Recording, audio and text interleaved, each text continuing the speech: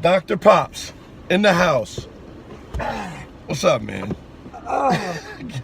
Okay, so look, you're 74, accounting professor, University of Central Florida. You've been talking a lot about debits and credits for the pearly gates. So I think as the favorite and the firstborn, I am the most qualified to audit this. Let's consider this like an audit on your credits and debits for the pearly gates. Is that cool? We can do that. Okay, and I'm going to start with. I'm going to start easy. I'm going to start with a credit. Okay. Credit meaning something good. Something good for you at the pearly gates. Okay. And that would be, like you're captain of the University of Cincinnati football team. You're in camp. All of a sudden, you find out you have this blessed event happening. Right? Well, it didn't quite go like that. Of course I wasn't there, so maybe you may need to enlighten me on how it actually went. Well, the blessed event part is definitely not true. In my accounting vernacular, you were like what is called a byproduct. A byproduct? Yes. A byproduct of, you see, I mean, you don't have to get into too much detail, but I think I was a byproduct of lust. Maybe. No. Okay. I was dating your mother for a couple of years, and I wanted to save myself a marriage. Okay, so again, the theme of this is credits. When you tell lies, that's a debit. No, I'm not telling lies. So if you're just telling me you're saving yourself a marriage. I'm not telling lies. All right. Every time we would go out, she would be all over me. And again, remember, she's not here to defend herself. My mom doesn't roll like that. But I know you. No, you can't believe this because you want to think of your mom as a different kind of person. My mom is an angel. Your mom. You, on the other hand, are a corrupter. Your mom was an animal against me. and I was at football camp. Okay. We came home from football camp, and I called your mom up, told her we were in town, and so she took me out, and immediately she was just all over me. And you were fighting it, I'm sure. After 2 weeks at football camp with those those animals, right? You needed some hugs and some kisses. Right, you had no strength. Right. So she had her way with me. She had her way with you, and then all of a sudden, the blessed event that is me. And I know you've never, and I'll give you credit, you've never made it any other way that you weren't a blessed event since I was little. Correct. And then, when I see your diploma, I see I was born maybe 3 days before you graduated from college. So correct. That was, I think that's a fair thing to do. You don't want me living in the fantasy world. I didn't want you thinking that you could give me too much hassle. Because, some parents tell their children they're blessed events, and then the children give the parents a lot of help. Right. I wanted you to know that there was a limitation as to how far our relationship could go.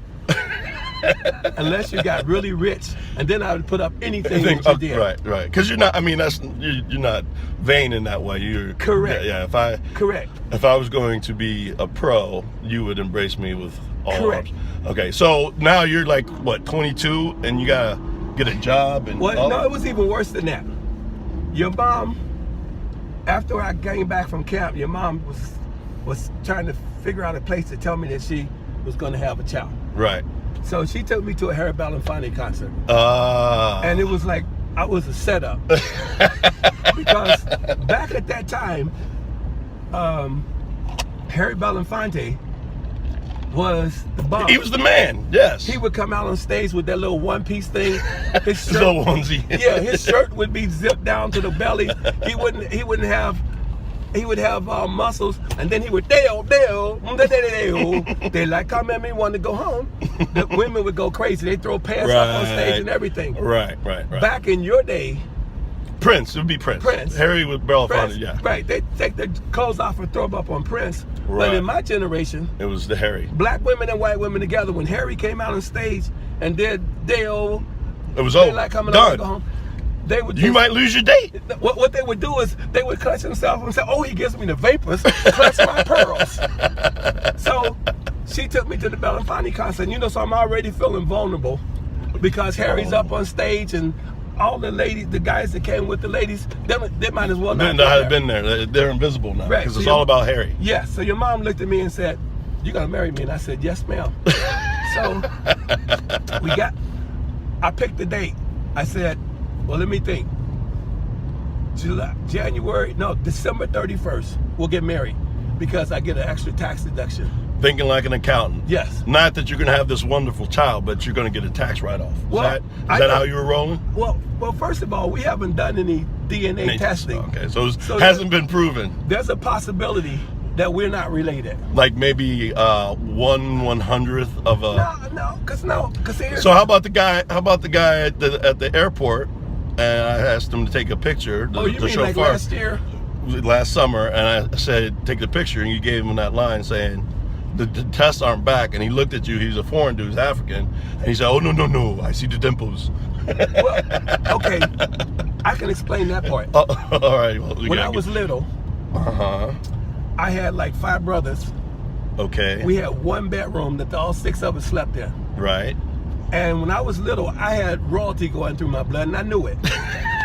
So I would say to my mom, I don't think I belong in with you guys because I have royalty in my blood. You have royalty in your blood. And here I am living with 5 guys in one bedroom. So my mom would say, "Well, why do you look so much like your dad?" Right. And I would say, "Well, no, that doesn't necessarily." I'm not confused by that.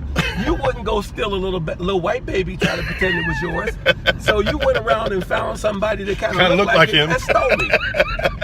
And so my dad would say, "Well, why don't you go back to," because I said my real father is in Africa with cows and pigs, land. Rich. Right. So my dad would say, "Well, why don't you go back and find him?" Well, no, you're stuck. I've been with them all those years. Yeah, you're kind of used to them. Right. And there was no Ancestry.com, so I could do a search. 23andMe, where you can do the DNA. Correct. Yeah, gotcha. So with that caveat, there's still a possibility that we are not related. Maybe we should. Or is it too late? Because 50 years is probably too late. Yeah, you had your shot. No, you should have done it earlier. So, okay, so now I'm an only child, and around 6 or 7, I tell you guys I want a puppy, and then you produce Troy. Again, I'm sure he wasn't a blessing. Okay, here's what people should do. If you have a sibling, and there's like at least 6, 7 years between the two, right? That second one is a byproduct again. So I was an early byproduct. Right. He was a late byproduct. Once again, in a moment of weakness, your mom was all over me. She was all over you. Yes. I wish Mom could defend herself because she wouldn't. She would tell you. She would not approve of this. She would. And she was. And she doesn't. Okay, if you could give her some truth serum. Right. She would say the same thing that I'm saying, that it's true. Well, I feel bad because every time I tell her, if I say the word accident, because I've embraced it, she doesn't like me saying that. Well, that's because look how well we did by you. You did okay. Just as if you were planned and blessed event. But the reality is that she was just all over me. She's an aggressive woman. She's a I was trying to save mom. I was trying to save myself from marriage. And you couldn't say no. Yes. Okay, so that's a credit. I mean, you kept me around. You didn't like trip her down the stairs or anything. And remember when I came home that day and you had your football uniform and you was crying because that girl pushed you? Yeah. Did I throw you out? No. So you're gonna bring that up. Okay. I just told you. So wait. So I just told you to get that uniform off and go put that football uniform up in the closet until you can push a girl around. And you were like 5 and she was like 5. Yeah, but you taught me not to wrestle with girls. I know that. But you don't let her make you cry with your football outfit. There's no crying in football. All right, so that might not have been a highlight of my adolescence. And a lot of people don't even believe that I was like a shy kid. So that's... Oh, yeah, you were afraid of the door opening. And there was another thing that we had a problem with. Uh-oh, what's that? When your mom and I, we started having little issues. Right. And so you said something about her that you didn't like one day. So then she cornered you and said, well, tell your father something you don't like about him. Yeah, I remember that. And you couldn't come up with anything, so know what you did. No. Hey, man, look. You know what McDonald's is not good for you. And you would take me to McDonald's when I didn't want to go. What you said, that's a lie. You said out of the clear blue sky, well, he makes me go to McDonald's.